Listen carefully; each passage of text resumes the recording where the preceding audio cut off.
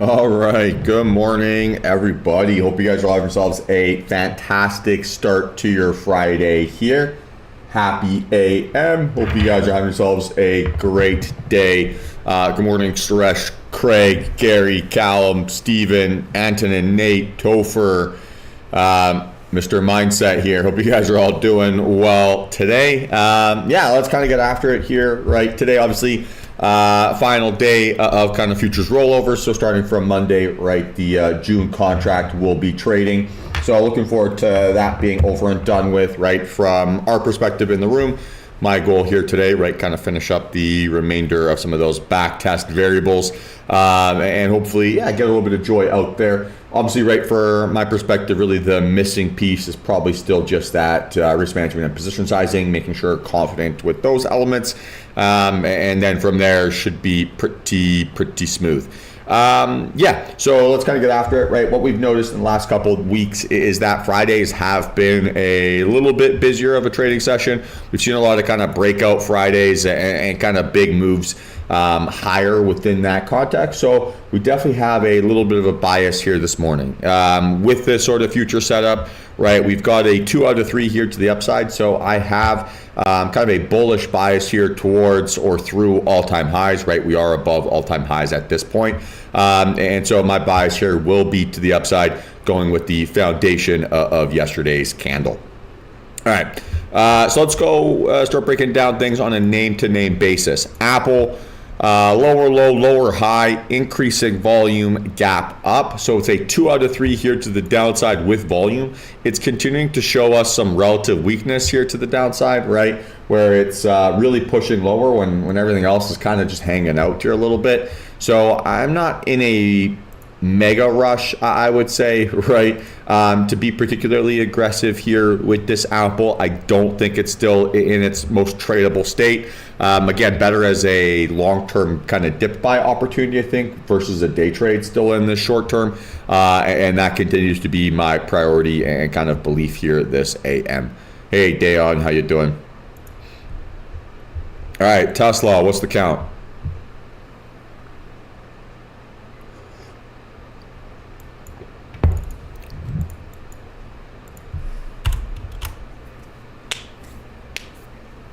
Right, 2 out of 3 without volume. So normal body bullish candle, decreasing but outlier volume, decent sized gap up. So we've got bullish trending price action, but maybe not the best indication of actually super strong bulls here in the short term. So what I'd like to see here essentially is a high conviction breakout to establish on a larger volume standard than what we've seen the last couple days. If I can get bigger than Tuesday, that would be awesome. I'm not sure I'm going to get biggest of the week. But if I can get that kind of oomph, then maybe Tesla has a little bit of joy for me. So we'll call it 183. Breakout above 183.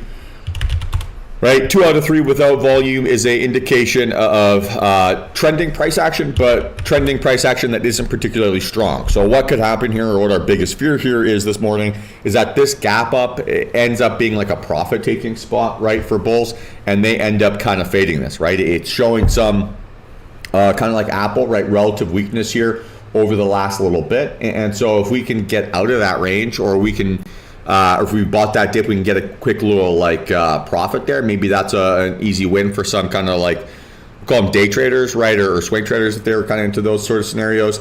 But we want to make sure that we're not getting trapped inside that story. So if my biggest fear is that this gap up gets sold, well, the way to invalidate that is to basically show us that momentum or enthusiasm that we would have wanted to have seen yesterday.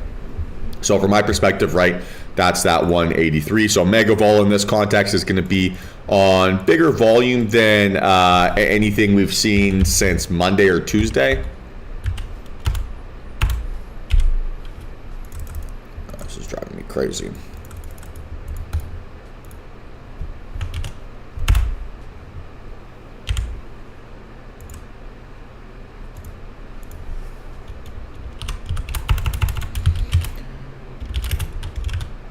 So 2 out of 3, right, without volume.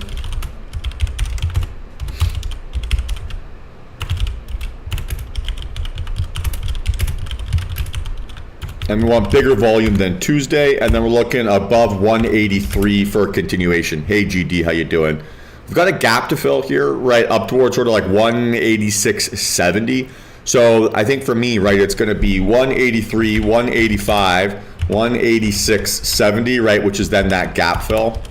And then from there, you can kind of go up towards 190. So I'll go 188, 190. I think that's probably the kind of mapping here. The more volume I can see on this breakout, then the more conviction I'm going to have. But if I don't get that, biggest volume since Tuesday, this will end up being one to watch versus one to trade.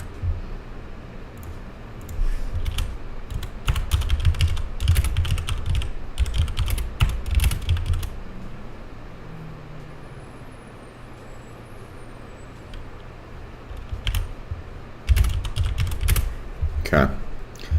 DTR member. So one thing that I'm going to start doing here for the daily watch list, right? So if we're saying, okay, we're looking like a Tesla breakout, right? Or we're looking for a direction or whatever. On the ES, when I include that in the watch list, I'm going to include a plus or minus for the directional bias that we have. So if it says ES plus, right, that means basically we have a bullish breakout bias. So we're looking for scenarios or triggers to the upside only, right? If it says ES minus, then we're looking for breakdowns through the opening range. Does that make sense?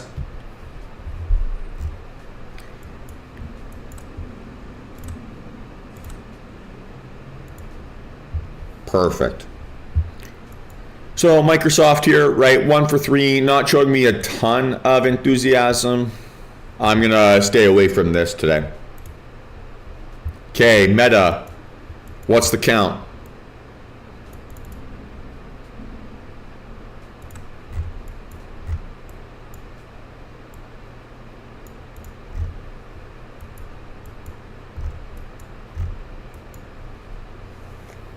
Right, so all-time high breakout, increasing outlier volume, and then gap up. The bit of a top-heavy candle, right? There's definitely a little bit of a top wick there, which is slightly concerning, we could argue. But the thing that I would say invalidates that bearish possibility for me is that we still held above all-time highs, right? So we didn't really give back any selling pressure. We didn't give back anything. And we're now gapping up, kind of taking over some of that price action. So I'm not too worried about that Meta wick here this morning. Of all the names that we've looked at here so far, besides an index level, Meta looks the best, right? 520 breakout here, 3 for 3 this morning. Out of a period of consolidation here, right? Daily Bollinger Bands are really compressed. So you have that kind of setup, right, for the expansion event to occur. So that's really what I'm cheering for here. It's breakout or bust for me still. I'm not that convinced in a dip buy scenario. There might be easier trades than that here this morning. But if I can get that breakout, see that enthusiasm sustained here early, it'll be easy to kind of continue falling in love with this. And then obviously from like a volume standard, right, we don't need to get anything that crazy here on Meta. It's already got that trending breakout. We've already got that kind of nice price action established. So we're looking for a continuation of that narrative versus a complete reset of it. And so in that context, right, we want to see, increasing volume, but it doesn't have to be bigger than anything we saw yesterday. And then we're looking for a pop above 520. It's about 520.30. I'm just going to call that 520 on my my charts here. And then above that zone, we're at all-time highs, right? So it's a $500 stock. Probably not going to make it move a dollar along the way. The biggest range we've seen is basically $28 or $34. Okay, that's a lot of space. I think I could probably go like $3 along the way here, right? At all-time highs. So I'll go like 520, 523, 526, 529, and I'll go 530. So 520, 523, 526, 530, 533, 537, 540. Again, we're at all-time highs here. So it's more just giving myself kind of targets to not get too greedy with my profit, right? I don't think it's going to run 30 bucks here today. If it does, all right, let's go, right? We're all going to be celebrating. But let's basically just not get too greedy here, right, as kind of prices increasing on us. All right, add it to the watch list, though, right? Looks awesome. Amazon, 3 for 3 here, technically to the upside, but still consolidating within its sort of possible rising wedge pattern. So if I'm going to invalidate that quote-unquote consolidation, I would like to see a breakout up or over that 180.44 range. Yes, the volume is increasing, but it's not exactly like aggressive increasing momentum, right? It's increasing, but still well below average. So it's like within context, we could say that it's not really a high momentum play here. All right, AMD, what's the count? I like the look of this too. This thing's a freaking lunatic.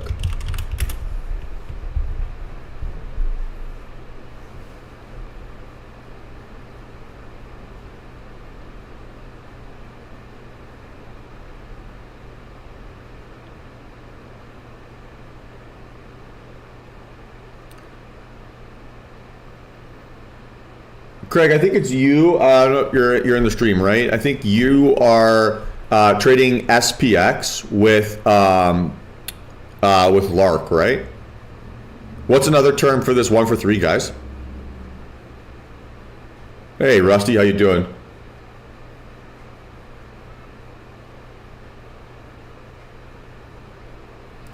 What you'll be able to find, I'm not sure if you've used the trading view script at all yet for that opening range strategy. But that should also apply to SPX, and you'll be able to code that or like just basically make it show just for SPX if you want to trade that. So you'll get the same signals, you'll get the same information that we're getting, it translated to you, if that makes sense.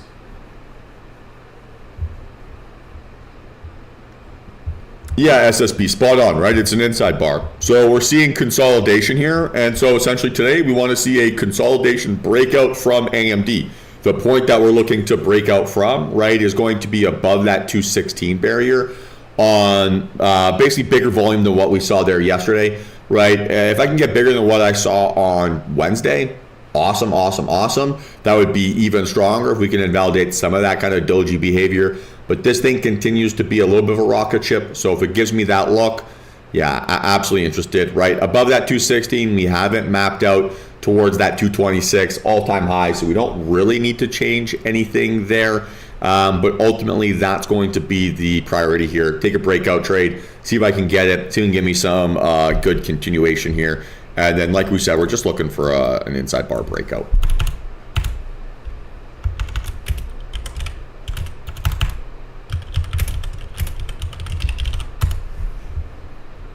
Okay, NVIDIA. I think I'm honestly just priced out of trading this. It's maybe a little bit too expensive for me now at this point. So I love it, but I can't justify, I can't get enough shares to justify the risk. So yeah. My count size just can't, I just can't get the sizing I want. So I'm going to stick to AMD here today. And I'll see if I can get something else maybe later on in NVIDIA if they ever do a split or something at this point. All right, Netflix, what does it kind of remind you of?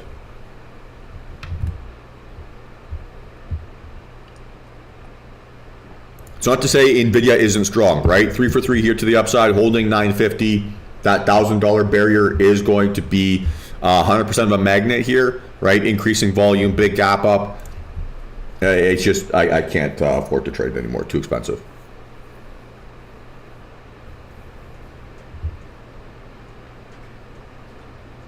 Yeah, you could say 215. It's fair.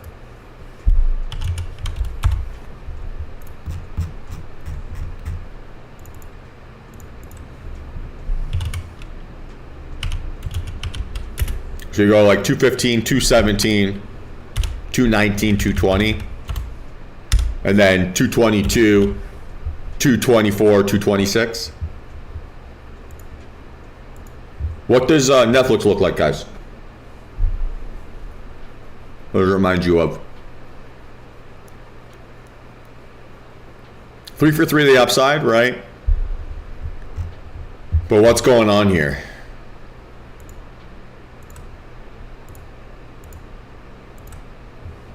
Does this pattern look like anything else we remember? Hey, Greg, how you doing? For me, it looks like Amazon, right? Where we kind of have the same pattern. We're opening up in the middle of that candle's range, and we've got some upper resistance that we'd like to clear over on that Monday, March 4th, right? I think that's pretty similar to me in that perspective. So I would like to see a breakout above that high of day or that high range for me to say that I've got kind of a pop through this sort of breakout. So short term, Netflix, a little bit of work to do. Maybe on Monday or Tuesday, if you can get over that 625, 626 area, could be in play. But I'm going to say not for me until that occurs.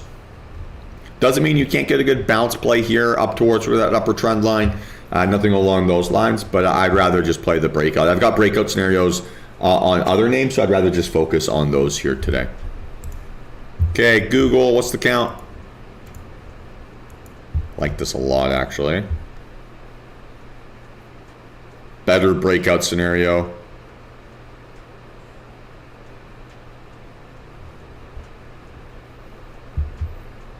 So same setup here for the Class A and Class C shares on Google. Man, can't say that fast. So we need to get a breakout, right, either above yesterday's high of day or find support inside yesterday's range. So GD, yeah, you're spot on. 2 out of 3 here to the upside. Yeah, 140 would make sense to us, right? That's kind of midline on the Bollinger Band. That's kind of where we think that resistance steps in. So yeah, I think you're spot on. If we could fill that gap, then that 140 could come maybe mid next week. I think that's pretty much textbook. Agreed.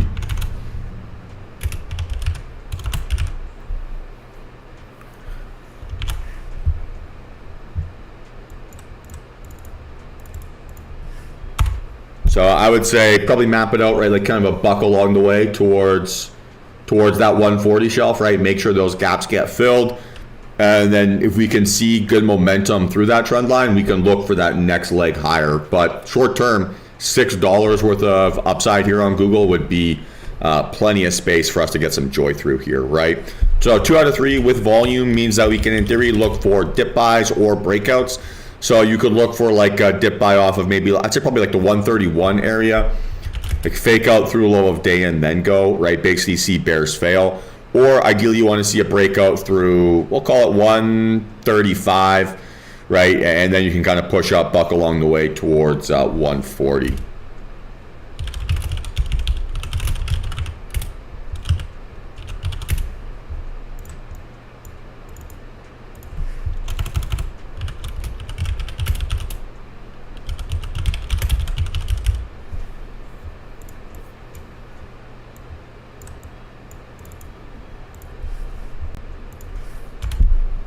Then we go 135, right? 136. That should get that first gap filled, and then we got a couple left here before we hit that trend line. But this looks good too.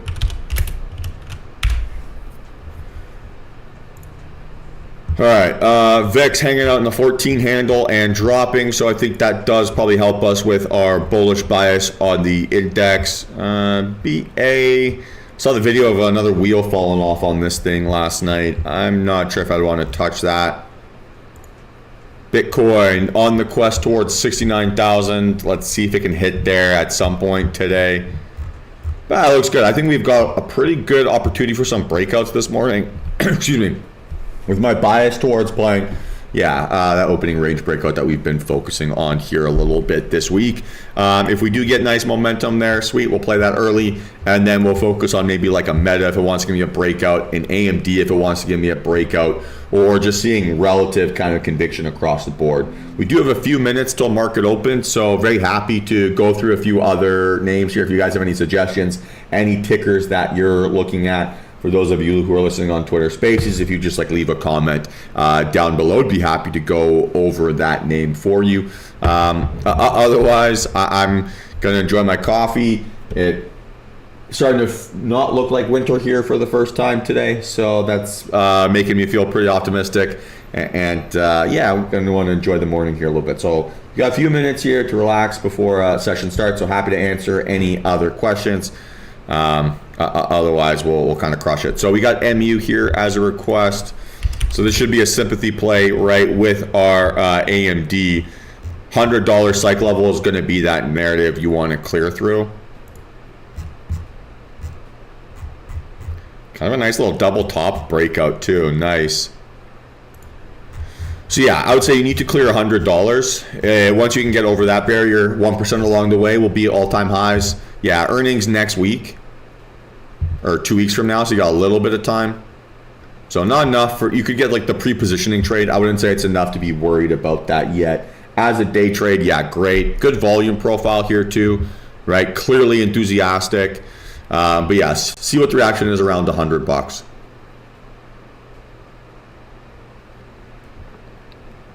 Like you're 20 cents away, right? You may as well. And then from there, percent along the way, it is easy work.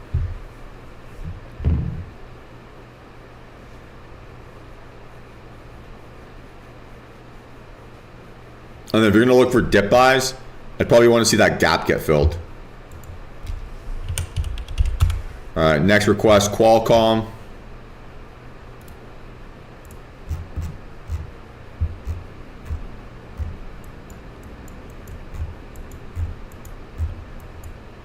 I mean, it looks fine.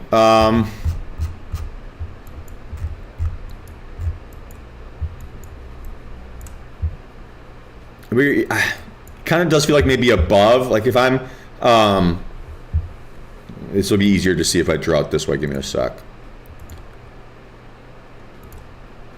So if I kind of look in that box, right? I'll get rid of the Bollinger Bands here.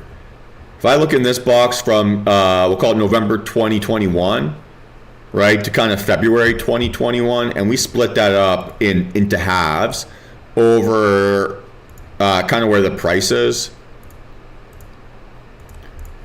It kind of looks like you got more rejections in that red box and you've got more dip buys in that green box, right? So what would concern me here to a certain extent is that you're looking too far or 2 years back, right, into an area of possible resistance, and you're looking into an area where maybe you're at like the fault line between kind of like sellers and buyers, or that sort of battleground of where they sort of step in. So I would probably want to get a breakout above some of those wicks, right, like 184 to be convinced, or right, look for a dip buy then basically inside that spot where you've seen bulls defend in here before. Like relative to all the other names that we've looked at here, this is a little bit more challenging because it's gapping up into muck, where a lot of our other names, right, are gapping up into no perceived resistance. So if I were to argue that there's a like path of least resistance or an easier setup, then I would put all my energy into MU, or not even all our energy, but 2 out of 3, right, of my like focus points, right, towards that. I think that's the higher probability setup here this morning.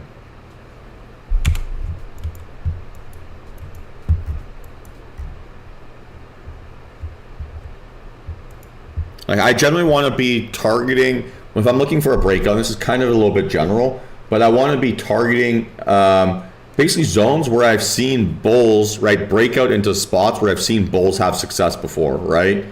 Breaking out into spots of really heavy selling pressure, it's kind of intimidating. And I'm not sure if it's the setup I really like. I don't like swimming upstream, right? It's kind of how it feels. Any other requests here, guys? Any other requests?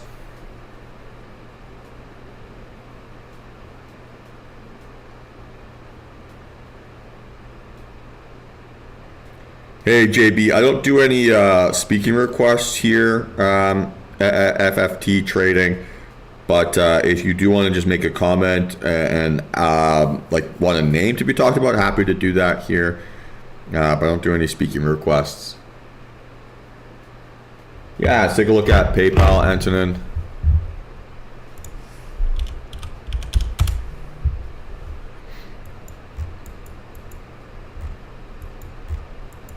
So what I don't like about this is this high volume indecision, right? So this for me is my least favorite candle. A doji on increasing volume tends to be the worst indication of kind of trending price action or of like a very strong narrative. If I were to look at PayPal, this for me kind of looks like the trend line here. Something like this. And so, and then like you're kind of like wedging like that. So I'd either like to see a breakdown through 57.23 area or a breakout above 62-ish.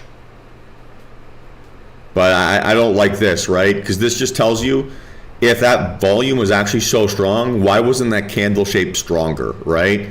High volume indecision is if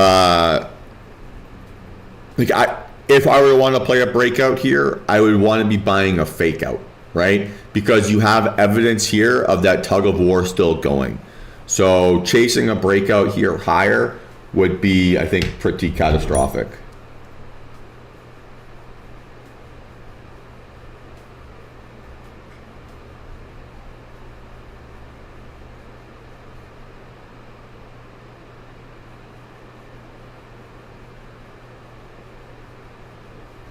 JB, send me a message, man. I'll get you in the room for a day. I'll see what what my style is like if you want.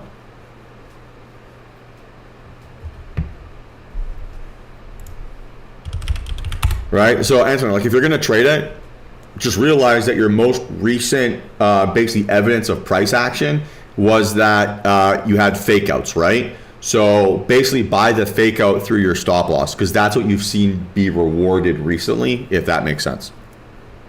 All right, Snow. 2 out of 3 here. Lower Bollinger Band. I mean, if you can get bigger volume than you've seen this week on a BB reversal, sure. Kind of looks a little bit like Tesla. So I can't really give it too much grief, right? I see some similarities there. So yeah, the bigger the volume you can get, you kind of have a setup that rhymes. And then I got a request for Coinbase. So Coinbase, small candle, small volume gap up.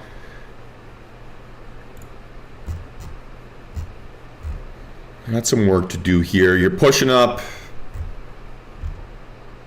that 248 to 250 area probably seems like the spot to worry about here, in my opinion. I would be careful chasing a breakout here on Coinbase. This looks a little bit too extended for me to want to have any conviction there. That very disappointing volume profile yesterday would scare me away from this as much as possible.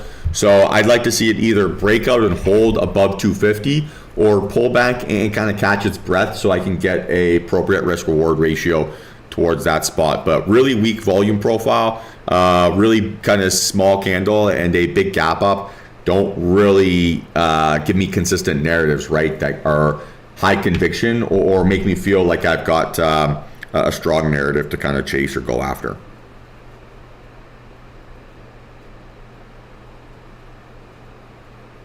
All right, guys.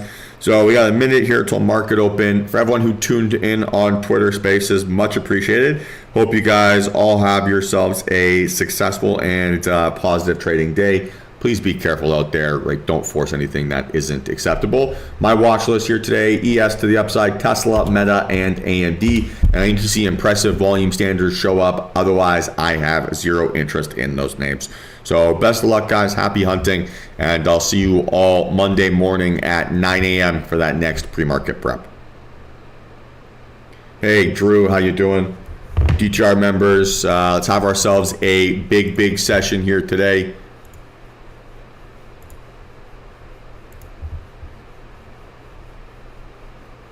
Let's see how the day goes, but optimistic we can have ourselves a good session here.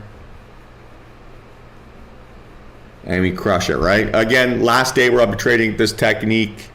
On paper, Monday we go live, right? Make that position sizing, all those position changes, all that kind of stuff.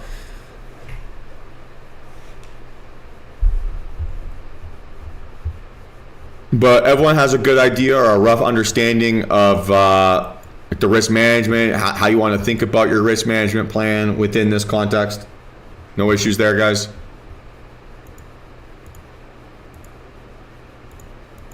Like everyone saw the post about that yesterday.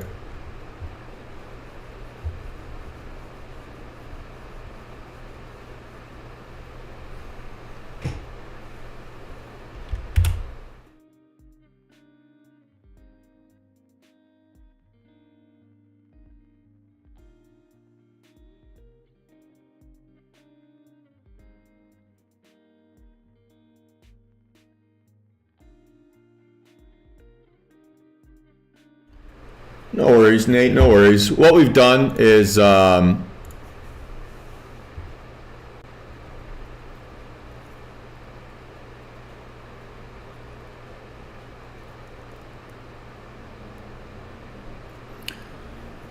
Greg, I want you to not overcomplicate this, right? This is no real, like, this isn't really different to how we were doing anything with SPY, right?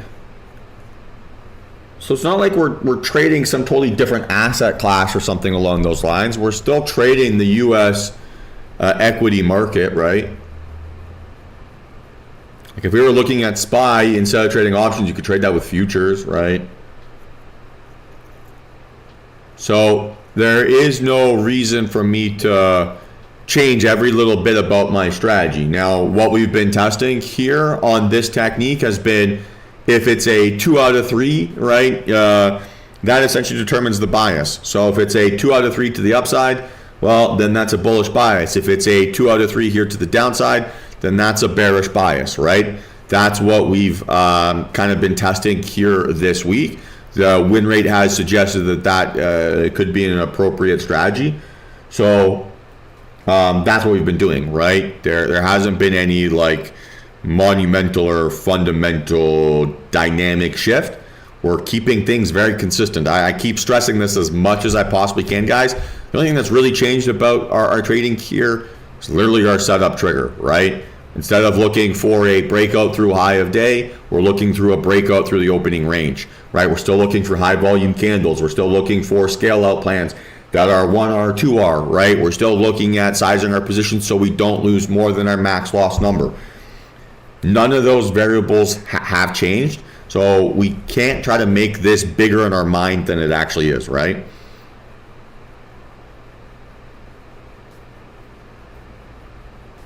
Okay, still not increasing volume here, right on a breakout over, so we don't have a setup.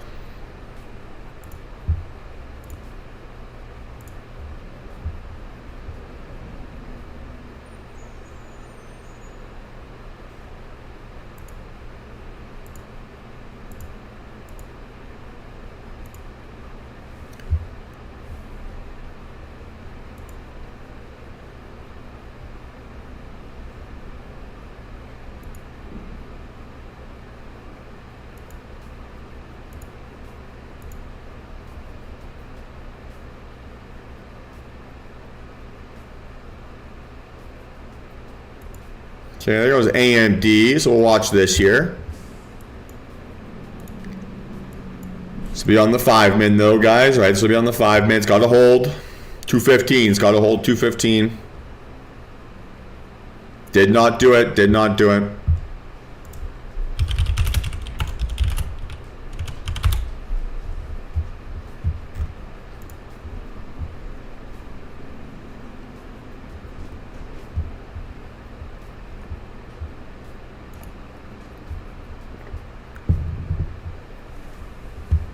Still no looks here this morning, right? No looks.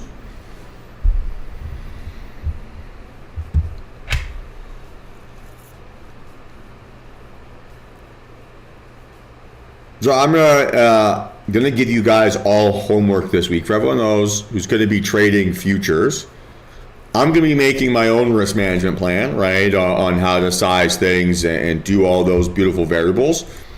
And the way that I'm going to do that, right, is, okay, find the biggest losing streak that this setup would have given me, right, over that time period. So I'm going to spend that time, right, or spend some time basically trying to find that information, right? So everyone should be able to have access to the opening range breakout code. VLAD maybe not you, everyone else. And so you can be able to do that own information too, right? So the way that you're going to feel confident about how you're sizing your positions, about your risk, about, okay, how do I actually execute, is if you understand those facts for yourself too, right? So as much as I can tell you, okay, this is the biggest losing streak, this is how I'm sizing my positions, this is how I'm doing X, this is how I'm doing Y, you're going to feel a lot better when you think about how can I make a plan for myself here too. So if your objective, right, is to start trading this live on Monday, I would hope that you spend a little bit of time thinking about those variables so that you're not trying to learn them on Monday and then also trying to execute live for the first time, right? That would be my advice here.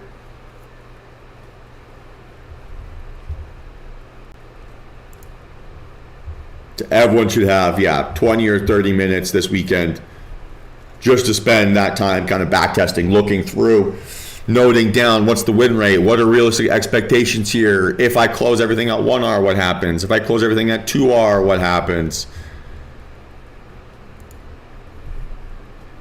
All right, I want everyone to be familiar with what we're doing. And it's to a certain extent, a choice over how proactive you want to be in picking things up, right? As much as I'm coding up the strategy, back testing it, spending all this time trading it, and practicing it is for your benefit. It is ultimately because I think this is what the bare minimum I need to do to actually be confident to trade this and to risk any money trading it, right? Just a very bare minimum.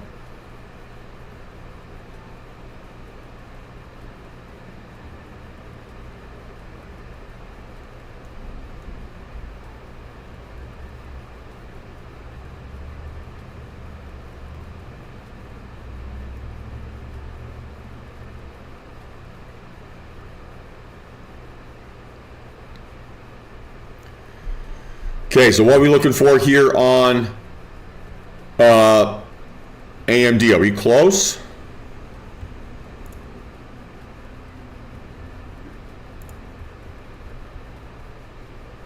Are we bigger vol than yesterday?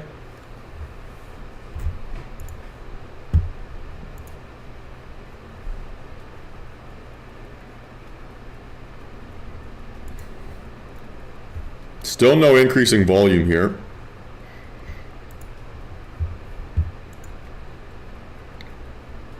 We might get increasing volume on this 5-minute bar, which would, give me a chance to play stop loss 214.57, target then 217.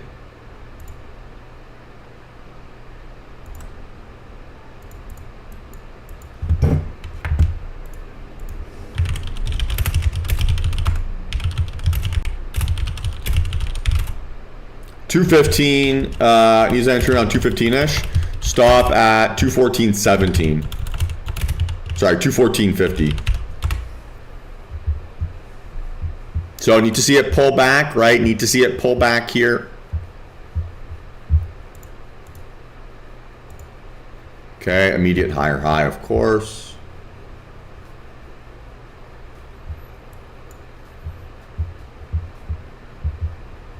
Fuck.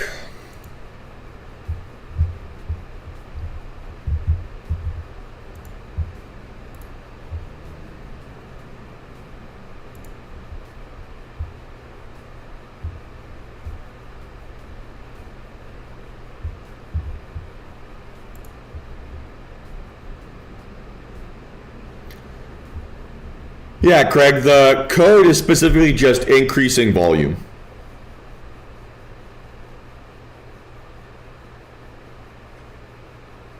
So it should show you an arrow every time you get a candle that opens up inside the box and closes outside the box on bigger volume than the previous bar.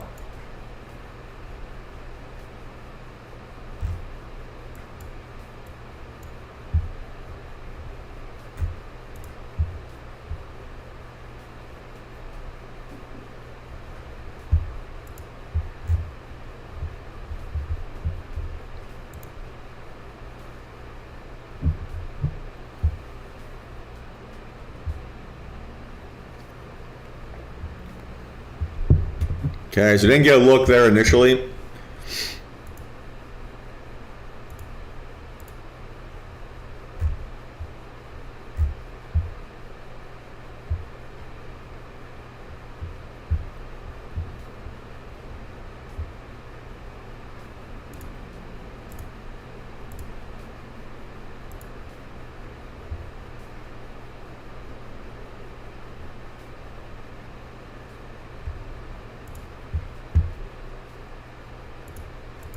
So AMD, now we're waiting on the 15, right? Again, if this 5-min can give me another increasing volume standard, could be in play, although I'm not optimistic that that's going to happen here now. Could happen, but I'm not super optimistic.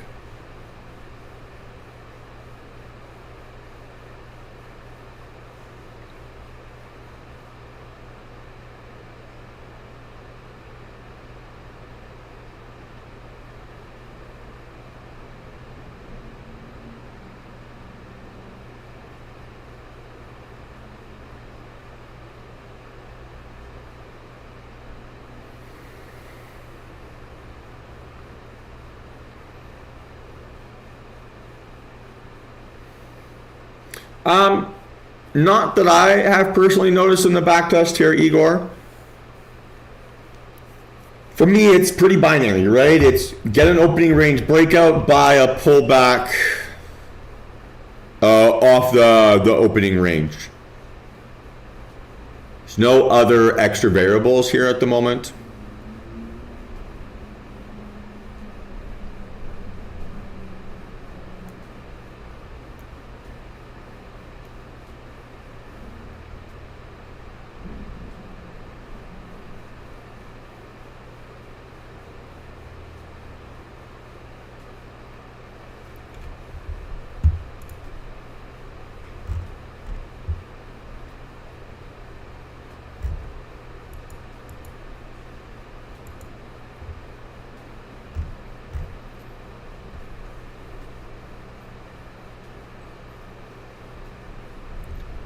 So now we're holding 217, right? The target becomes 219.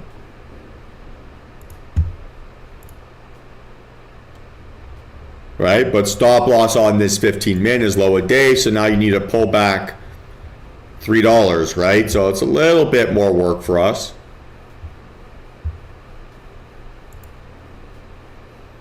Yes, not giving me the range.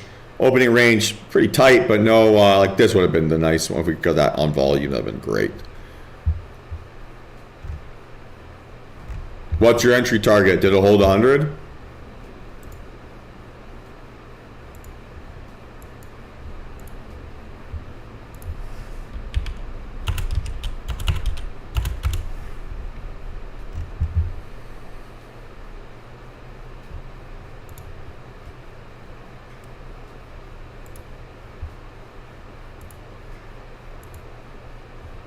Yeah, I don't know if I like that too much.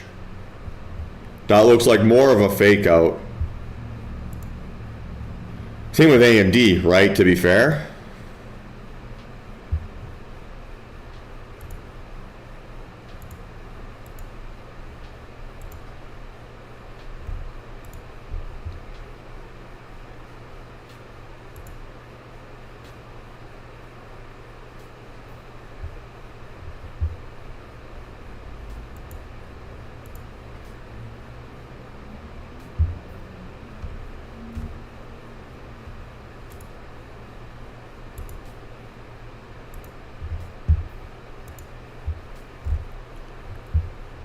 It looks like AMD looks okay.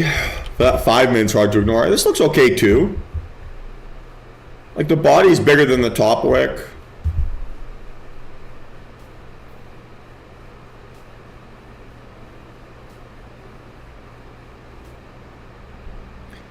Maybe you would have expected a bit more volume there, but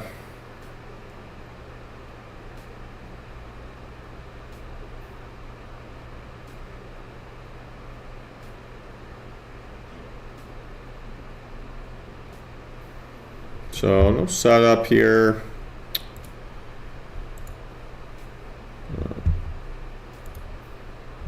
Googled, where was my alert? Fuck.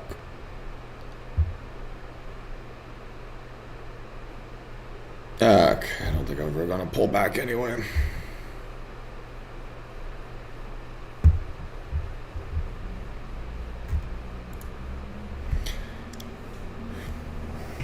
Let's keep waiting here, team, right? See if I can get a weak pullback here, bounce into my zone and go. Do we have any 10 a.m. data we need to be concerned about here today? What do we think?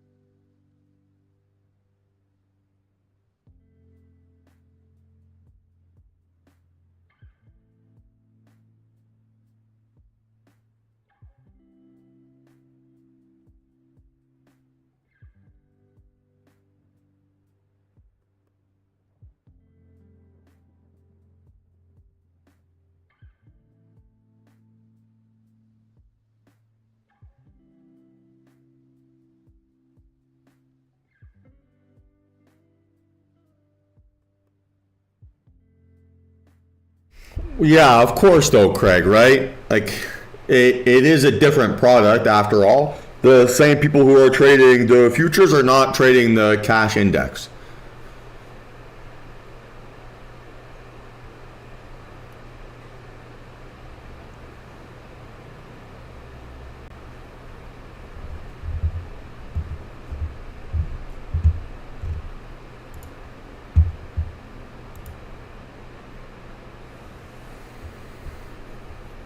Okay, AMD giving us a chance towards 220 here.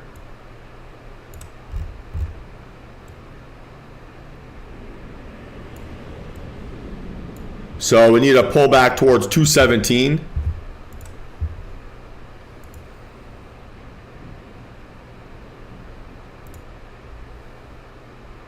Higher, fuck's sake.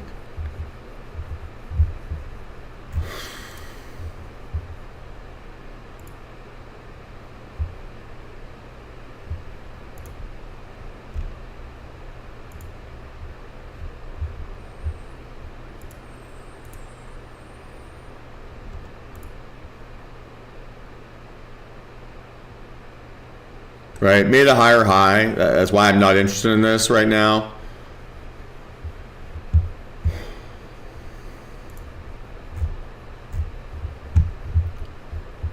But Craig, right, like what I want to stress, if you took that opening on your, with that technique, right, with the ORB here, if it loads up,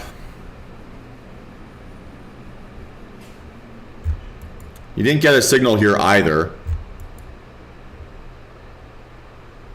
So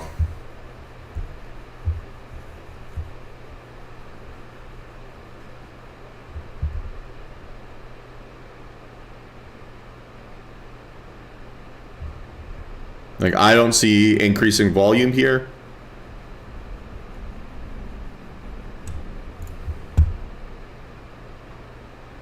So maybe you have a missing market data connection.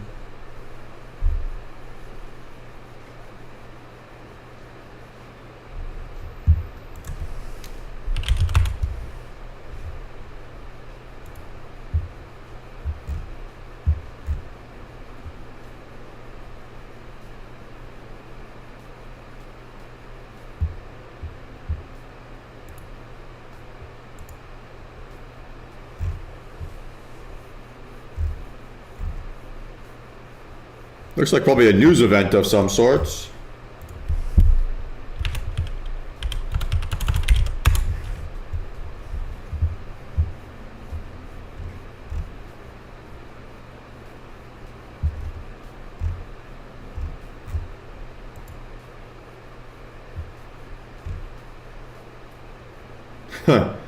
Yeah, they finally put their credit card down.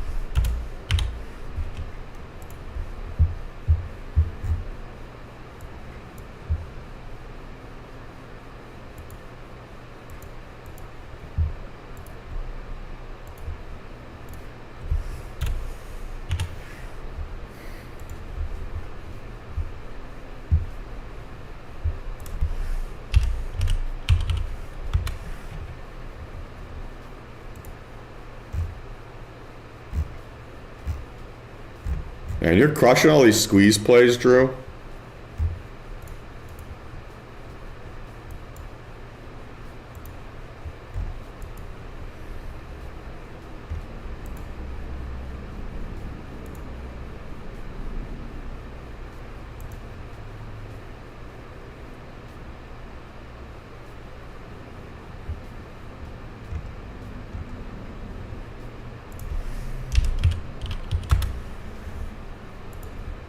I mean, this is kind of squeeze mode price action here, I would say, right? All of February.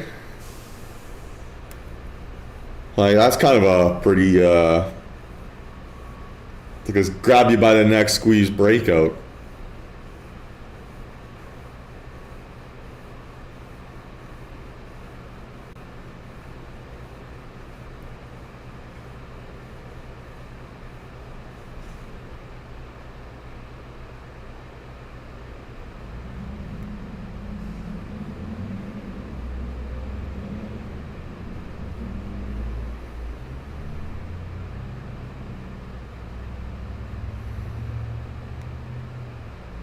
It doesn't mean like, whatchamacallit, right? It doesn't mean that you're still not trading like that kind of high volatility environment. I'm trying to compliment you, man.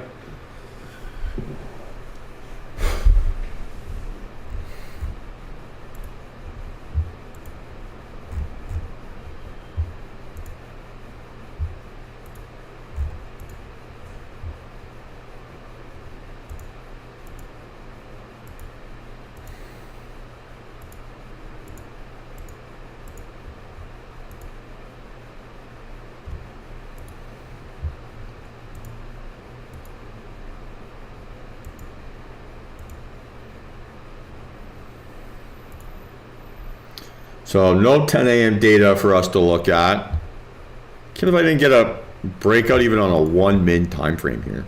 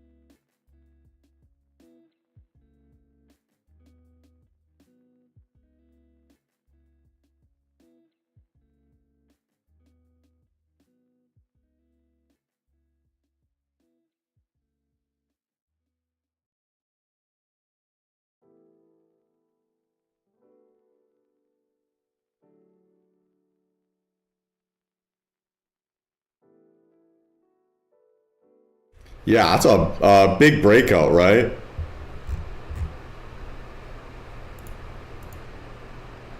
It's kind of weird, or not weird, but it would have been nice to have gotten at least one increasing volume profile here, but I guess not.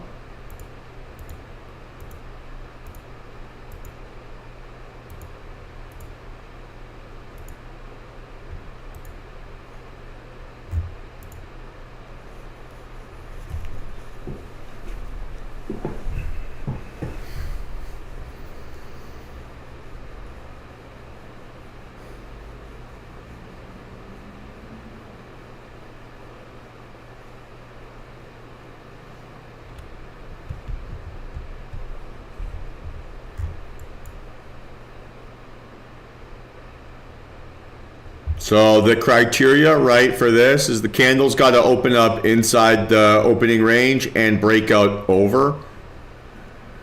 Right, this is a breakout at that 1R part, so it's not really an active setup, right?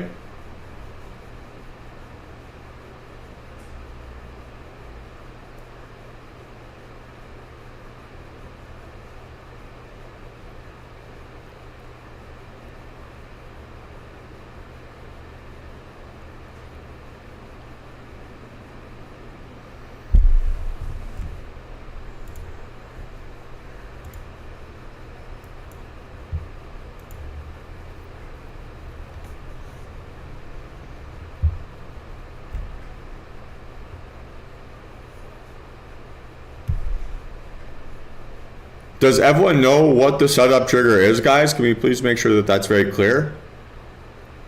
So is everyone aware of how this trade becomes active? So let's start there, right? Because we should not be trading ideas that we don't understand or are not familiar with. So let's make sure that there's a base level of understanding here so that it isn't that impulsive rush decision.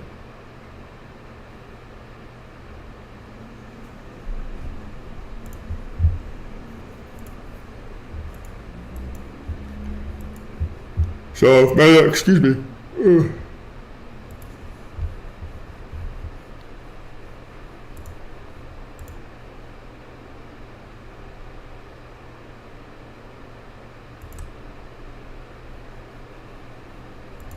Be like that if they can hold.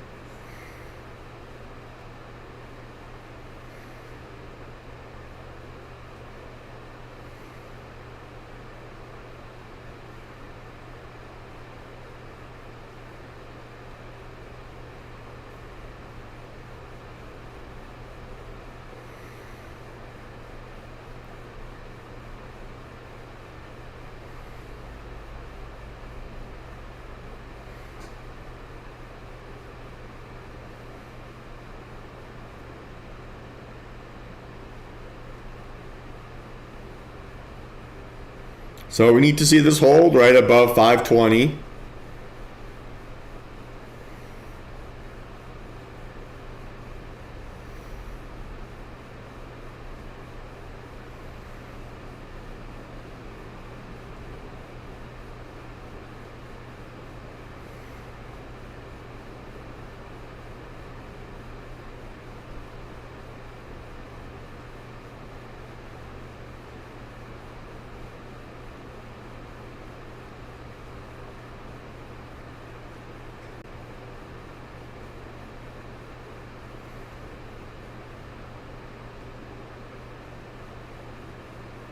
Okay, come on, 20 cents.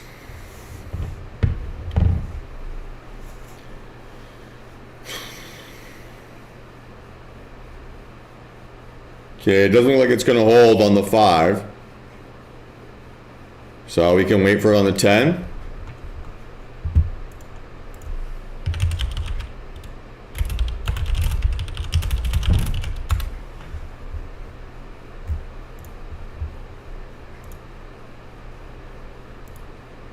Guys, does everyone understand the setup trigger here for this ES strategy? I didn't hear a single comment back.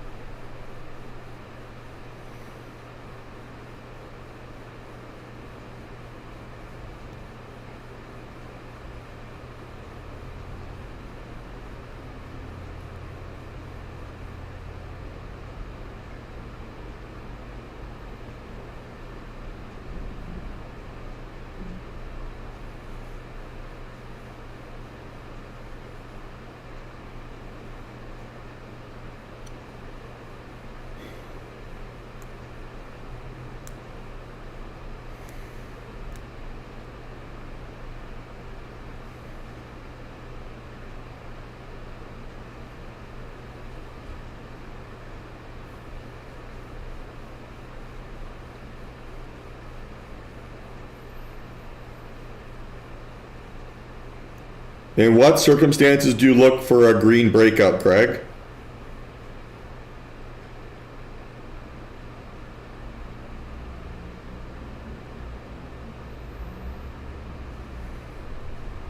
So my recommendation for everyone who is unsure of what it is, go back into the Discord and read the post about what the strategy or what the code is, and then work backwards to see if you can figure out what the setup trigger is.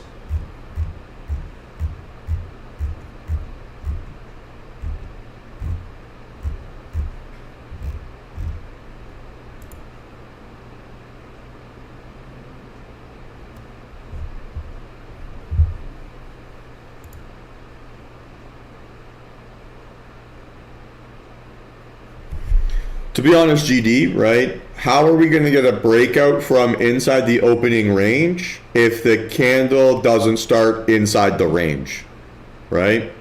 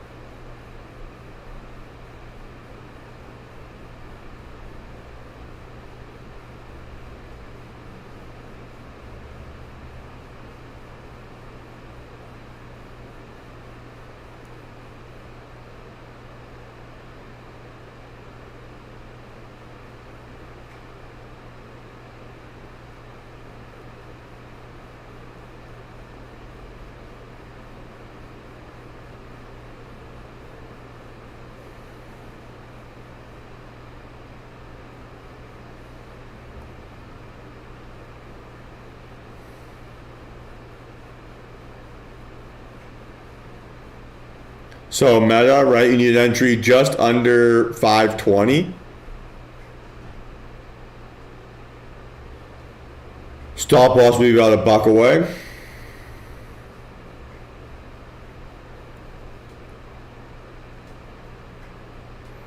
Guys, I have literally spent 15, 16 hours here coding up that indicator so that it literally gives you the exact setup trigger. So if it doesn't show you that arrow, then there is no active setup. If you can't then spend some time learning how that works and visualizing it for yourself, then it really feels like it's just a waste of time.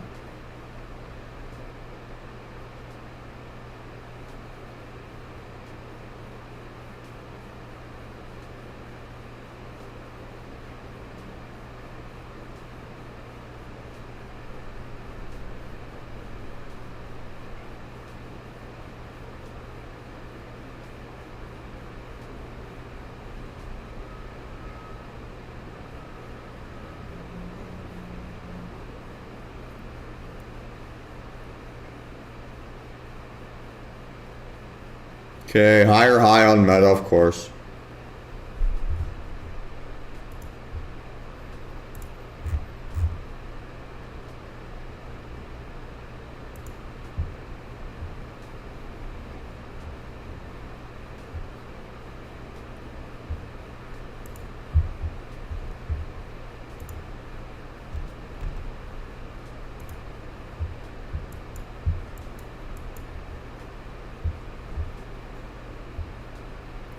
So right now, if I were to see a pullback here back into 51.69, would that be an entry trigger?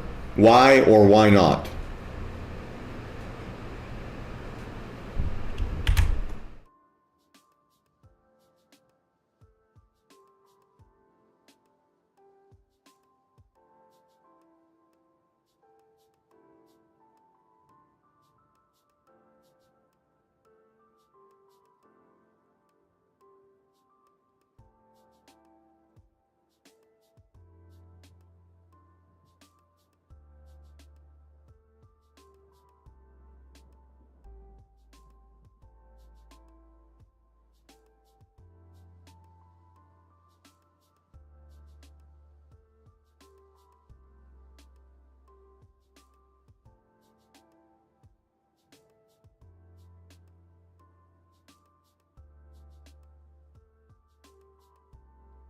Anyone?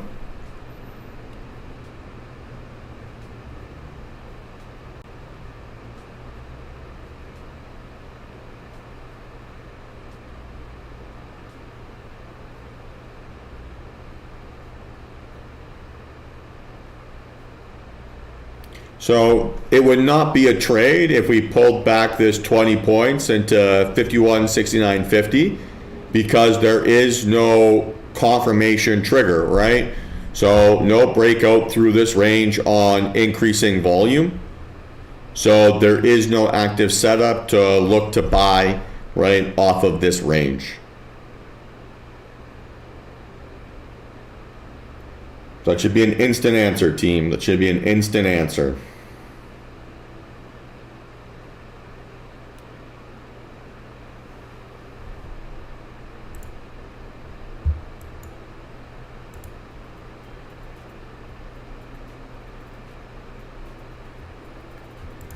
So Meta, if it could break out and hold 520, or sorry, 523, we can look for another reset towards 526. But it needs to hold on increasing volume. I'm not sure if it has the pace here.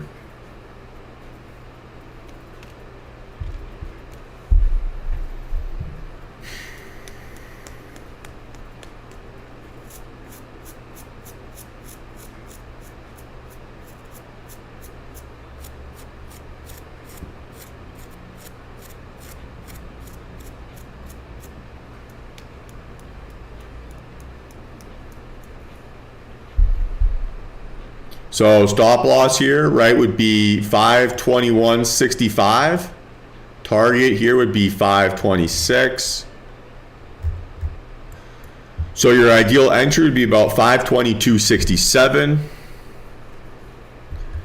But we got to get that increasing volume standard here, right? We do not have that yet. Everyone understand this.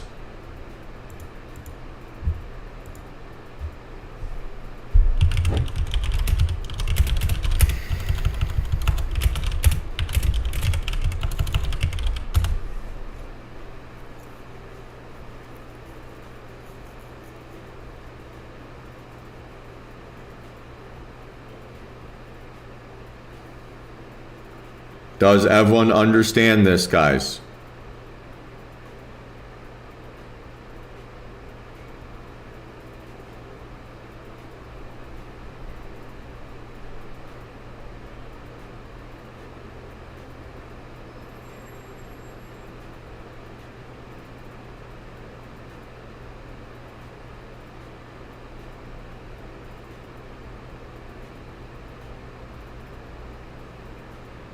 So do we have here confirmation or no?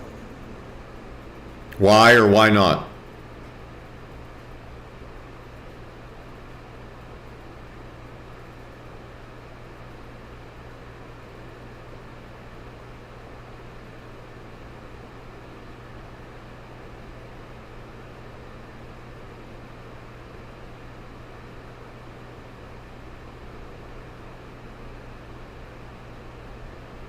Do we have confirmation, guys? Yes or no?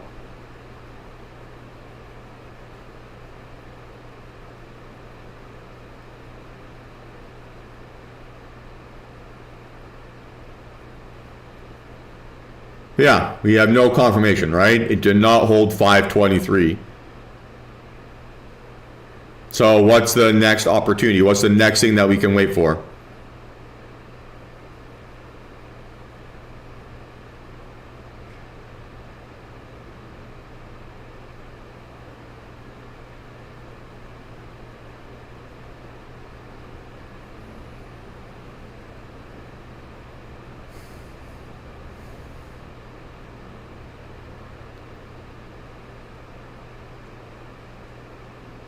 Yeah, right. We pass on the burden of confirmation to the 10 min time frame, and we're waiting. So we broke out through 520, right? So you can get rid of that. So now you want to see a break, close, and hold through 523 on increasing outlier volume. You've gotten a touch through it, but not a hold. So we got to see confirmation that that level is actually turning into support before we can take this trade higher.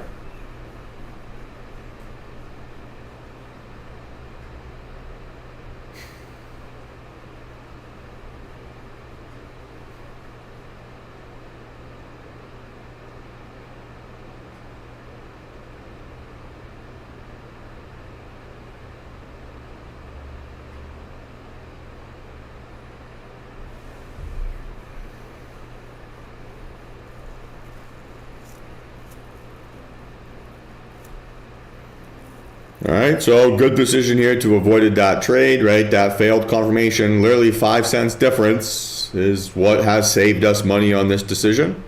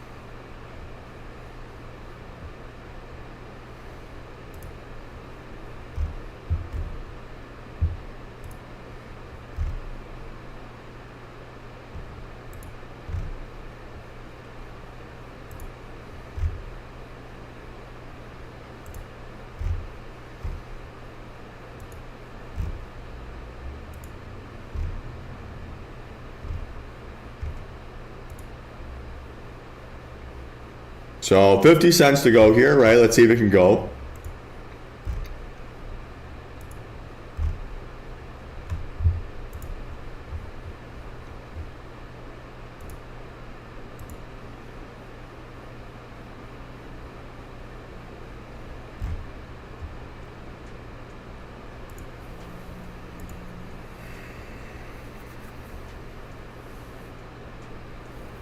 So again, right, got to hold about 50 cents or so here. I'm not sure if it's going to do it.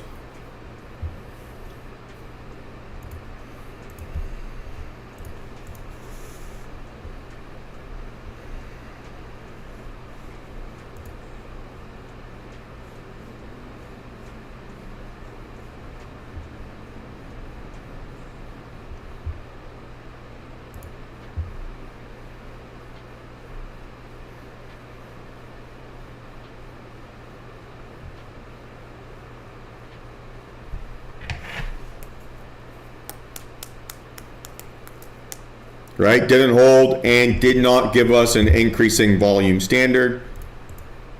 So no confirmation here, unfortunately.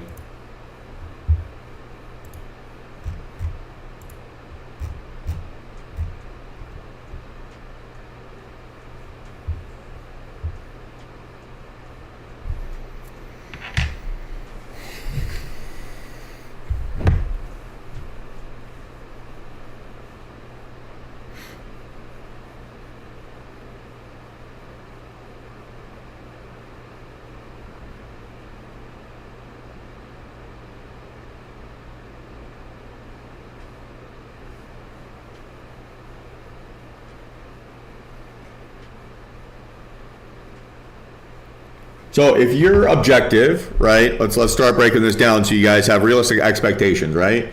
If your objective is to successfully trade this future strategy starting on Monday, what do you think you would need information-wise, right, to be able to accomplish that? So let's get a list going.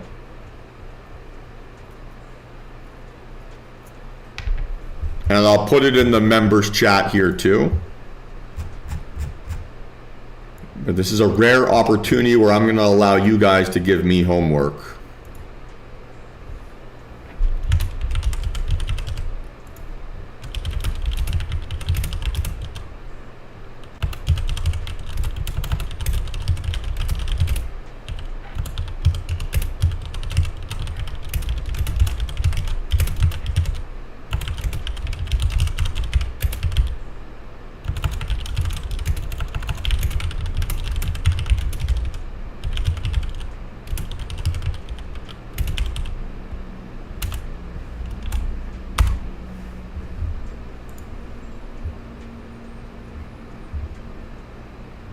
Yeah, so that will be on in the indicator it's coded up, right? So your stop loss size is told here, so it's 5.5 points, right? And then your target would be the top of the range, so it'd be that high price if you're bullish, or that low price if you're bearish. And then this is a 1-hour move, that blue line. Red line is a 2-hour move.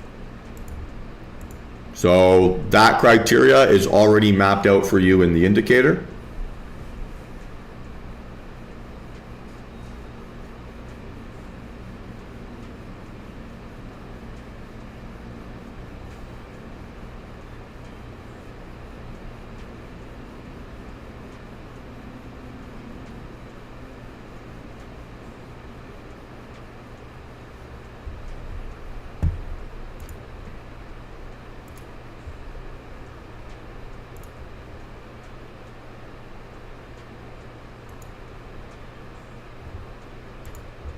Yeah, right. We're using the opening range to determine the volatility or the, yeah, it's essentially to determine the volatility, anticipated volatility of the day, right?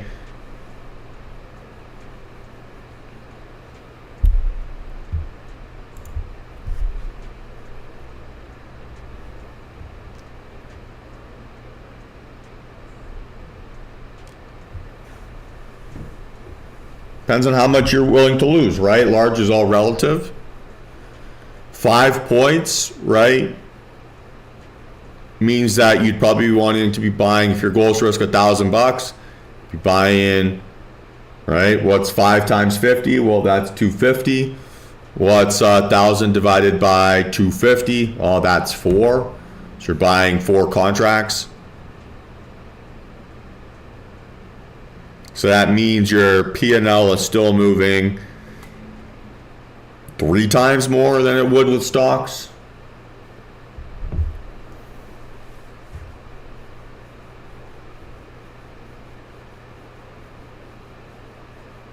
You're gonna be moving $200 a point, right, or $50 a tick.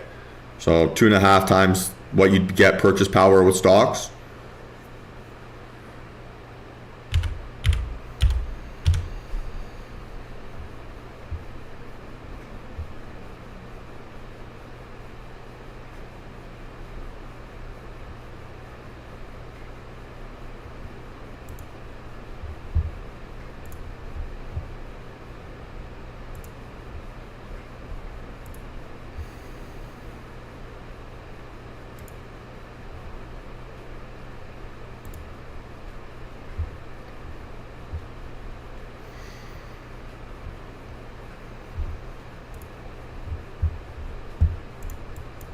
Like yesterday, right? Very good example.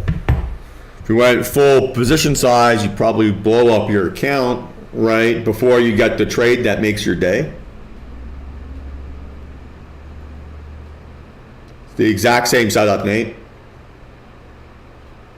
It's a high vol breakout through the opening range, targeting 1R, 2R plus. Same stop loss, same whatever. What I have found is that you kind of have two windows here. You have a window that's kind of like in the morning, and then you kind of have that power hour time frame.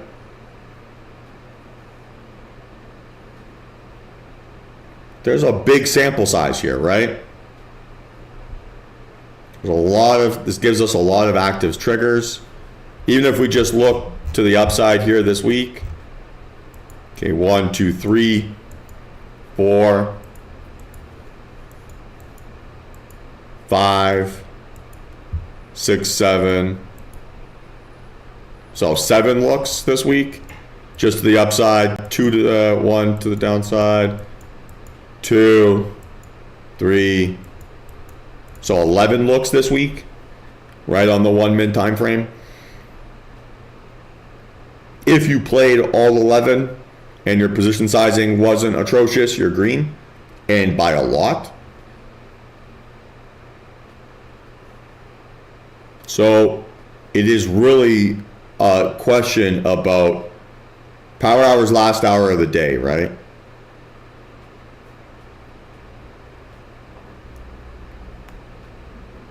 So it's really just a question of, can you have the consistency?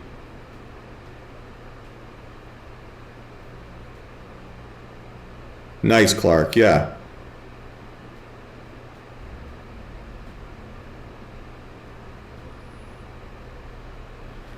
So Nate, it's very simple.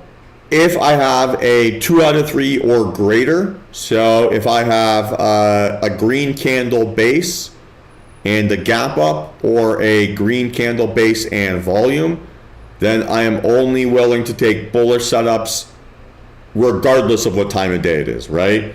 If I have a 2 out of 3 or greater to the downside, then I am only willing to take bearish setups. So again, like, there's nothing that has changed from how we trade equities, right? We don't take bear setups on 3 for 3 to the upside conditions.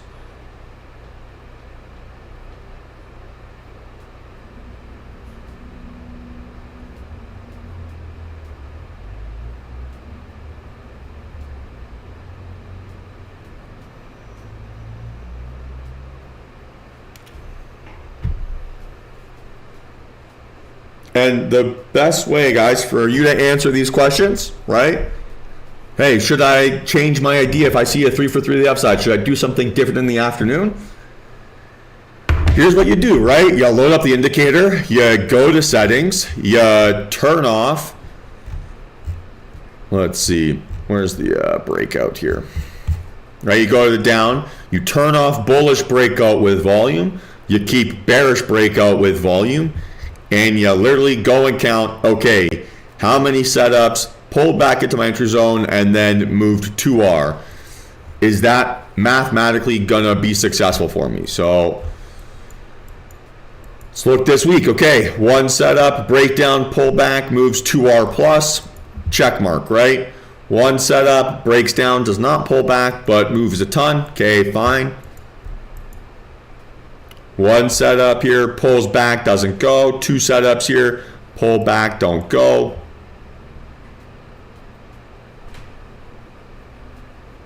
Okay, breakout to the downside here, 2 minutes from close, right? Doesn't go, easy to avoid. Breakdown here in the morning, okay, breaks down, never pulls back to entry zone. And you literally just go back and put that into an Excel spreadsheet, and you track and you create that data for yourself, and you make it impossible for you to have those inconceived notions or those own created anxieties, right?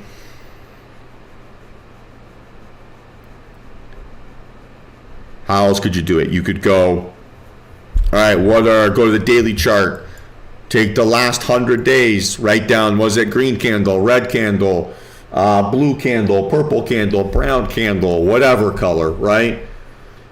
If I only took bullish setups on this day, if I only took bearish setups on this day, would I have a greater percentage chance of win rate? Would I have a worse percentage chance of win rate, right?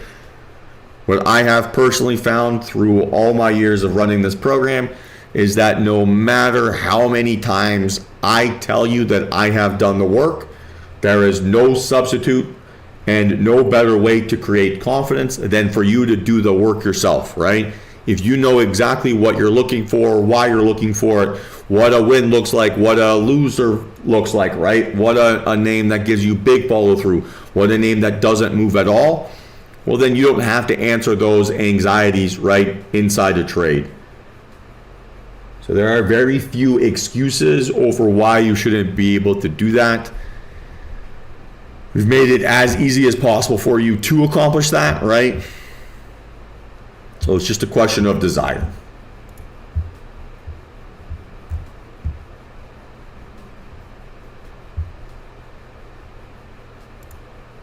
Always talk about the variables that you can't control. Well, how do you know what variables you can't control if you're not tracking the base level performance, right? If you don't know what standard to hold yourself accountable to, then how can you compare what you traded versus how you wanted to perform, right? You're then making that benchmark comparison on a feeling, not on a data point.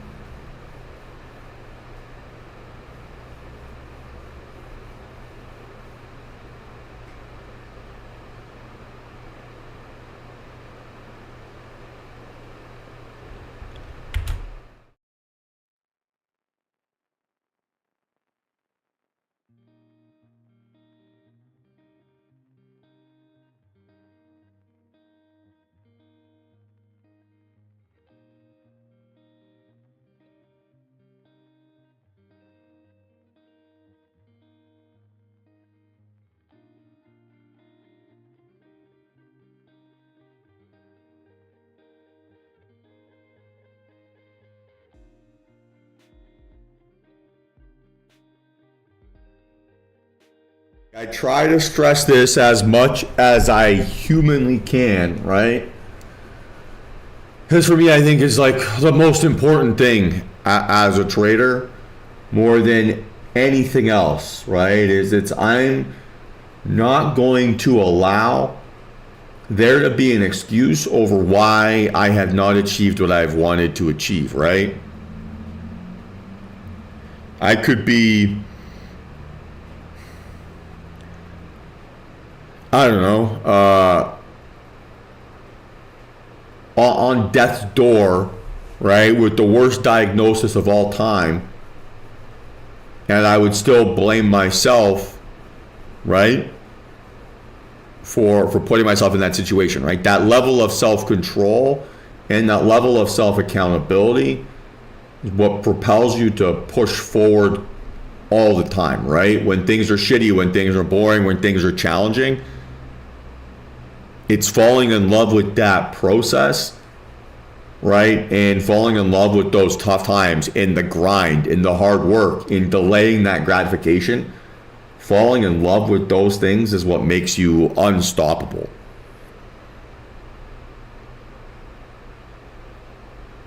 And I think that's what probably frustrates me a little bit sometimes, is that I know how simple it is to just do those little things. It's fucking easy to literally take an Excel spreadsheet and just go back and track. Like, man, you could do that while getting blackout drunk with your friends, right? You're literally, like, it's requires nothing but a little bit of time. But that extra, like, 15, 20, 30 minutes over the course of the week would now mean that you don't have to do that over the course of the weekend.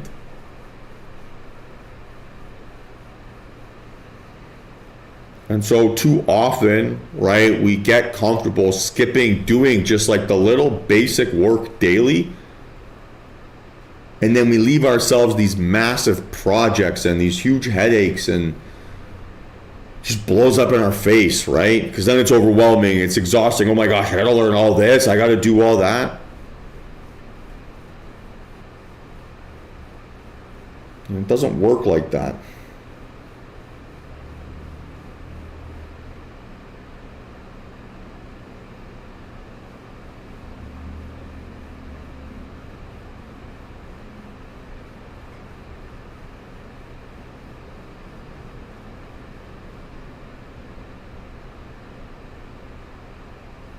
fundamentally, guys, right? When I sit down here and when I spend my weekdays and my weekends and all my spare time building out one of these tools, right? And I'm doing this for my own benefit, right? I am doing this because this is literally like the least I can do to achieve what I want to accomplish. And I don't want to do it. I'd rather be out traveling. I'd rather be out partying with my friends. You know, I'd rather be doing the easy stuff, right? Sleeping in, saying yes to everything, right?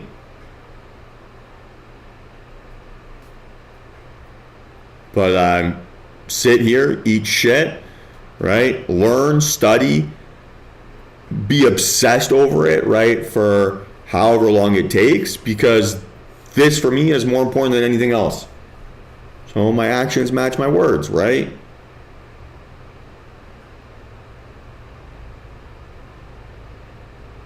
I want the market and this to be what I do for the rest of my time. It's the thing I enjoy doing more than absolutely anything else. But trading's not fun when you suck at it. Right? Trading's not fun when you're losing money. Trading's not fun when you're making decisions that make you more stressed out. So if I'm then not being proactive in answering those questions, solving those problems, right? Avoiding my obvious mistakes, then do I really love trading? No. I like the thrill of trading. And if you're here for the thrill, well, this is the wrong room for you, right?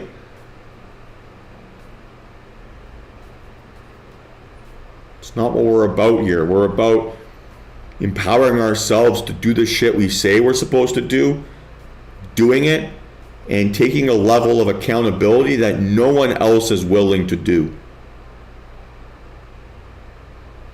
Right?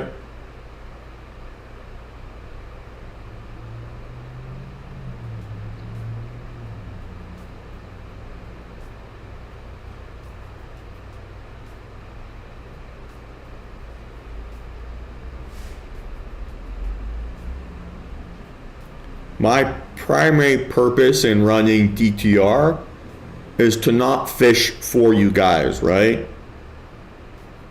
I would make a lot more money, albeit for a lot more stress, running a fund or by just raising capital to invest and trade with.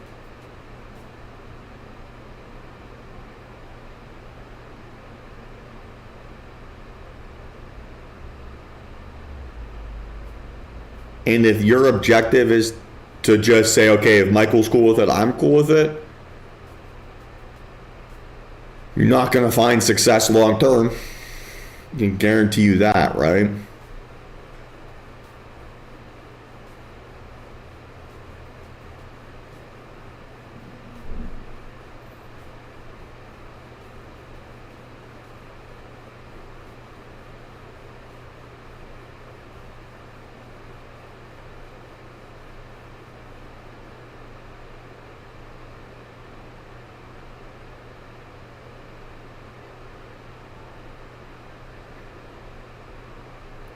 Like, not to brag here, guys, right?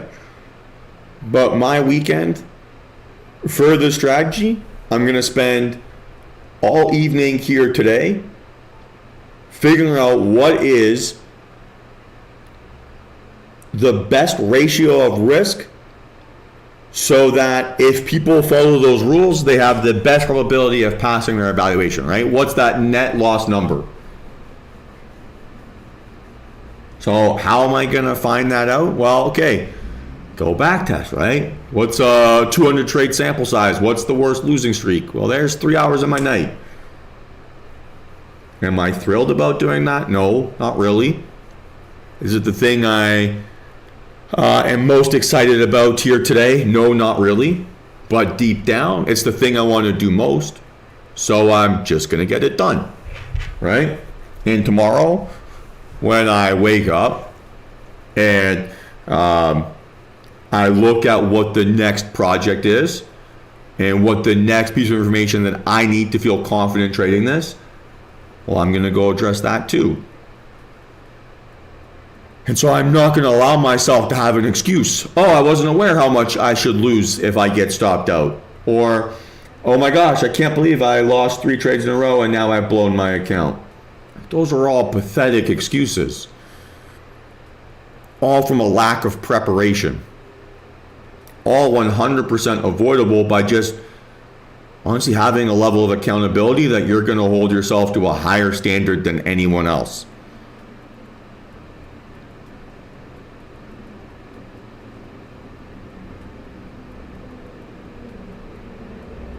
I don't know.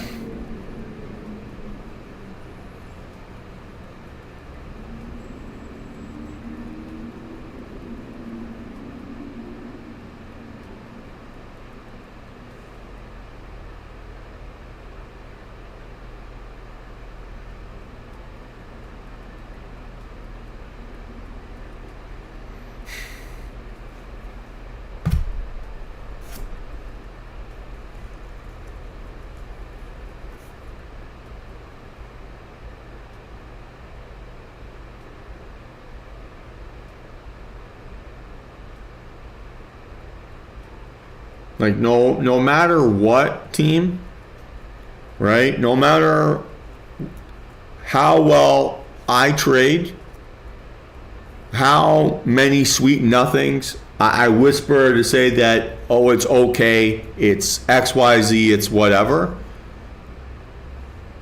All that work that I put in benefits me 10 times more than it benefits you, right?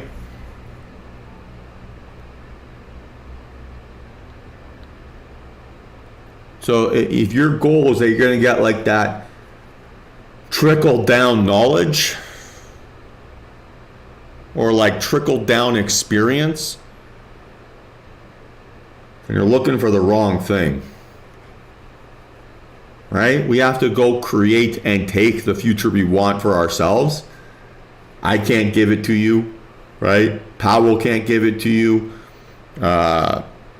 Some prop firm can't give it to you, right? No one else. You have to go out and want to take it, right?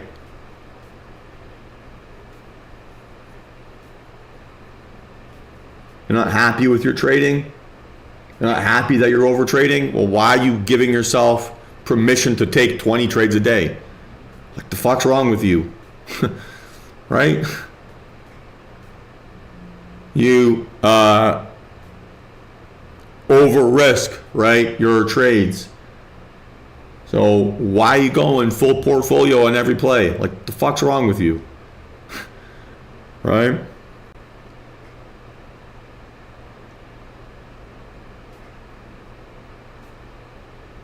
Like, you gotta do the dirty work, team. I can't do that dirty work for you guys. I can't build conviction for you. I can only build it for myself and show you what I do so that you can do those same things, right? So you can put in those reps. Like if I were to go take a golf lesson tomorrow and I watch Tiger Woods swing his club for 1,000 swings, no matter how many times I watch him swing, right?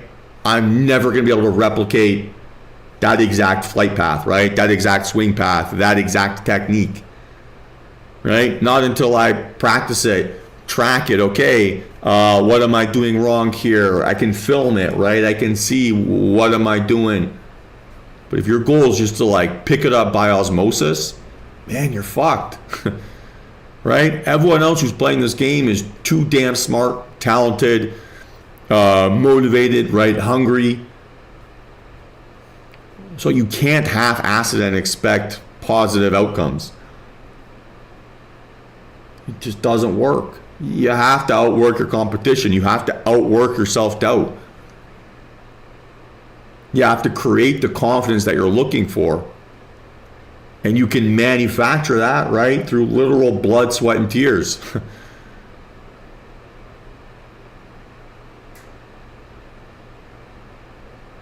Do you know how much easier it is? How much calmer it is to trade when you know that your average winner 60% of the time over the last 3 months moves, I don't know, we'll say 24 points. So if you know that that's your average win,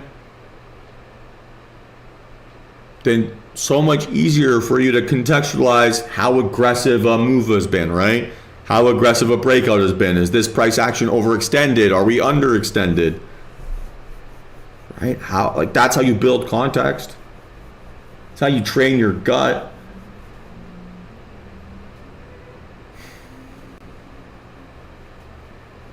Right? We rely on facts, not feelings. I say this more and more each day.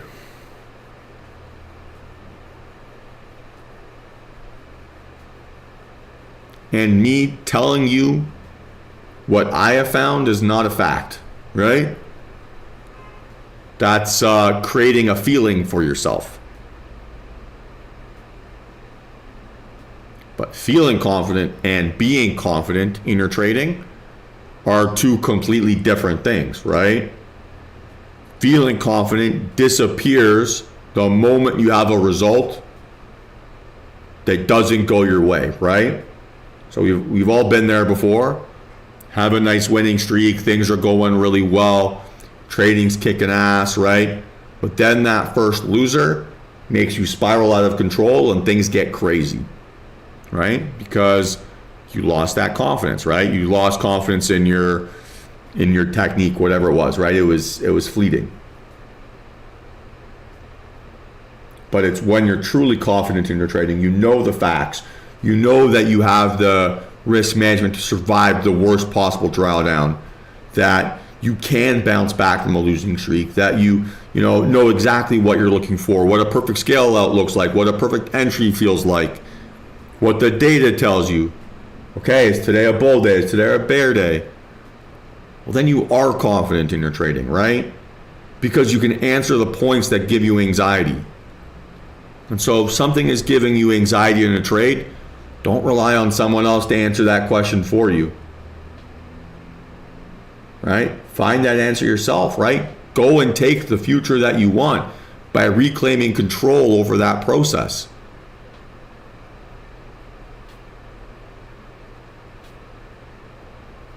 Right? That's what will make you most successful.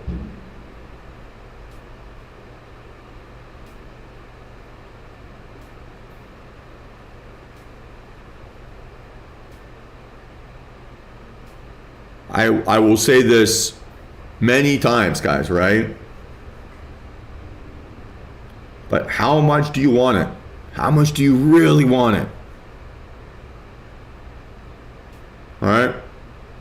Some people want the thrill more than they actually want the outcome. And that's fine. Be honest with yourself. It's fine.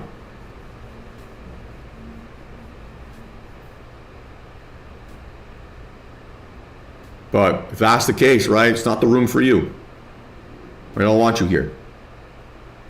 It's a waste of my time and energy. It's a waste of your time and energy.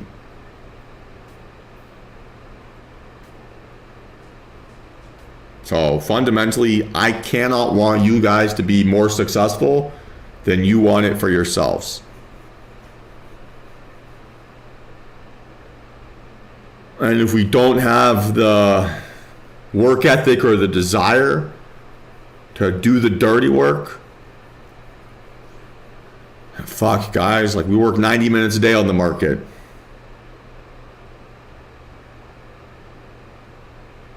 It's like 1/8 of what people work in a day.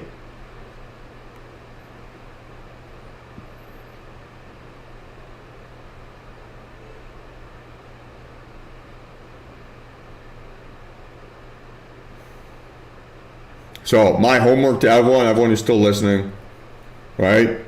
If you're very serious about trading, if you're very serious about mastering this strategy, if you're very serious about becoming the best trader that you can be, then do your homework, right? Answer your own questions. Create your own facts. Load up the indicator, back test it, see the pattern that comes up, right? What do you notice that is successful? What do you think doesn't work? Where do you think that you would struggle? Where do you think that you would be successful? Start to look at this setup with your selfish perspective, right? How can I behave so that I am executing this concept so that it is doing what is best for me at all times? And not what feels best in the moment, but what is best long term. And if you can't zoom out and spend some time studying the big picture, then you won't be able to realize what the big picture for yourselves is too. The work is not difficult. It is just tedious. And that doesn't mean that it should be avoided, right?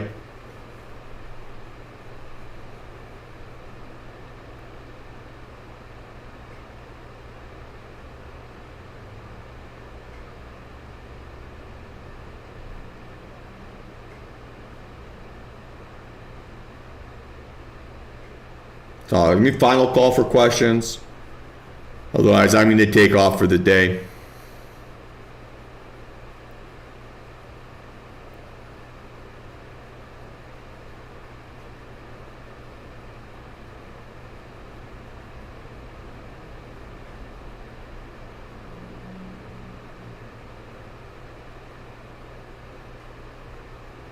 Futures are awesome, Clark.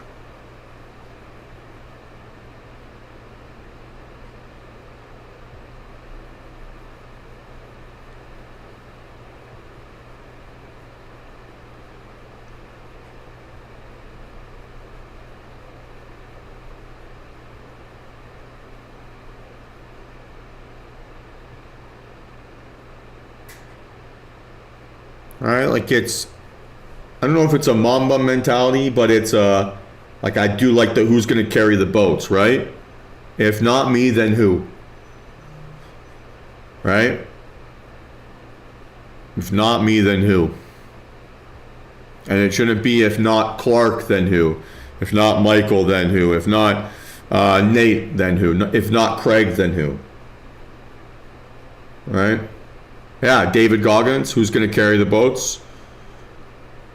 He's like, yeah, YouTube him, you'll see.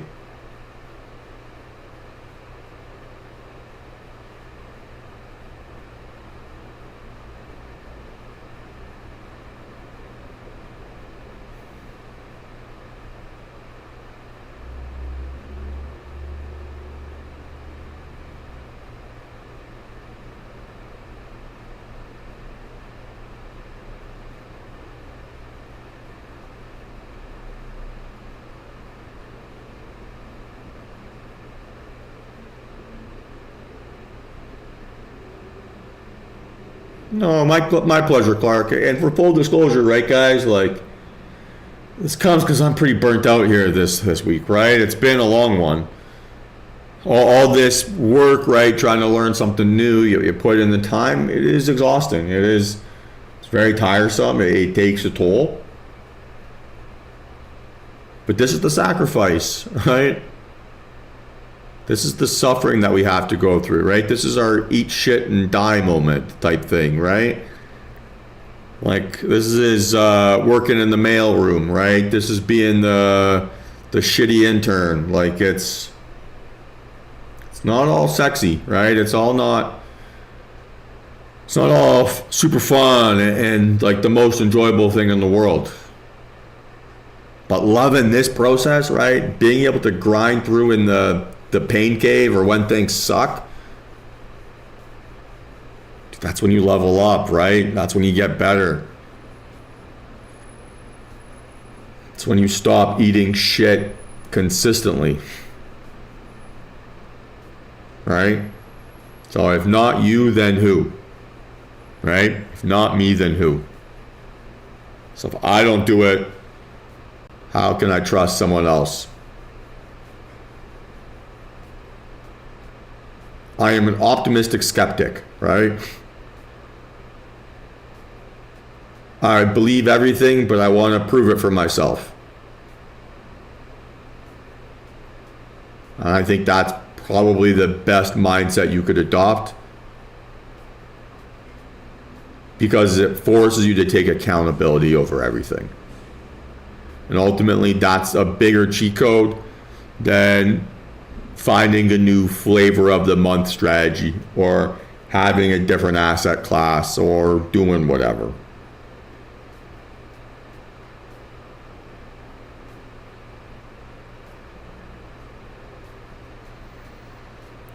So yeah, guys, appreciate it all here this week. I think we learned a lot. Very optimistic, very stoked about the progress we've made here. We'll put together a little strategy doc like we did for the 3-for-3 system on this. We'll make sure that everyone has the information they need to feel confident. But that is like only the border of a puzzle, right? You still got to figure out its guts. You got to figure out how you see it in your own brain. And the only way that you can do that is through deliberate repetition and deliberate study. And then from there, it's can you make your stress test match your back test? And when you can, holy fuck, can the strategy make you a ton of money, right? So it's got to be obsessing over those variables. How can you basically take care of your problem so that you yourself don't self-sabotage yourself from executing this technique flawlessly. So the self-sabotage could be a lack of knowledge. It could be an over-risk department. It could be not taking accountability for whatever those decisions might be. But fundamentally, if you want to be successful, trading, at least, I don't know about anything else. I'm pretty much a deadbeat in every other element of my life, but at least with trading, right? It's the accountability. It's the demanding higher standards of yourself than anyone else will. That will get you at least the money that you're looking for. And then if money can solve your money problems, awesome. Then we can work on everything else. But that's it, guys, here for me today.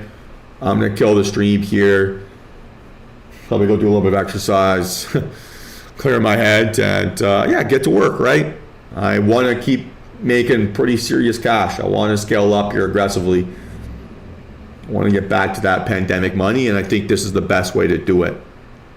But that also means that I got to be willing to do that work so I have that foundation so that things don't rug pull me the second I lose confidence, right? I want to have confidence in myself, in my trading, not just the feeling of confidence. So have yourselves all a great weekend. Be back at it again here on Monday for that next pre-market prep, and we'll catch up then. Peace.